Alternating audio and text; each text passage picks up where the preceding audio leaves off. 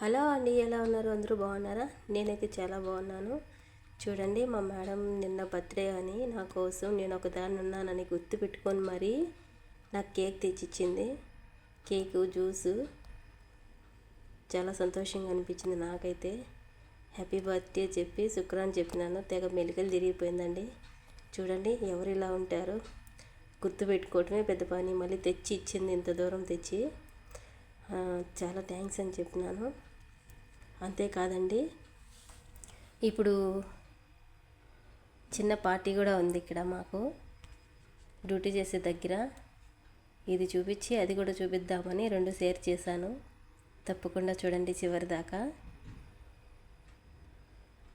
Cake అయితే చాలా టేస్టీగా ఉందండి. నాకైతే చాలా సంతోషంగా అనిపించింది. చూడండి, పార్టీ దగ్గర ఇలా డెకరేట్ చేశారు. ఈసారి ఏమో కానీ మమ్మల్ని అయితే కేకేయలేదు, బ్రతికిపోయామనుకున్నాము. ప్రతిసారి ఏ పార్టీ ఫంక్షన్ ఏం చేసినా మమ్మల్ని మాత్రం తప్పకుండా కేకేస్తారు. కేకేసి పనులన్నీ మా దగ్గరే చేపిస్తారు. అది కొంచెం పార్టీ అయినా కానీ పెద్ద హడావిడి చేసేస్తారండి, తల తినేస్తారు. కానీ ఈసారి మాత్రం మమ్మల్ని కేకేయలేదు, వాళ్ళు మాత్రమే చేసుకున్నారు. బ్రతికించారు అనుకున్నాం మేమైతే. చూడండి, అన్నీ బెలూన్స్తోనే చేశారు. ఎండు ఖర్జూరం, అలాగే అదేదో పిస్తా, వాటి పేరు నాకు రాదు. బెలూన్స్ బాగా కట్టారు కదా డెకరేషన్. అలాగే చిన్నపిల్లలు, పెద్ద పిల్లలు గ్రేడ్ 1 అని వాళ్ళ ఫంక్షన్ అండి ఈరోజు.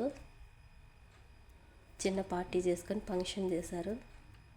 అదే మన ఇంటి దగ్గర కూడా పిల్లలకు చేస్తారు కదా, అలా అన్నమాట.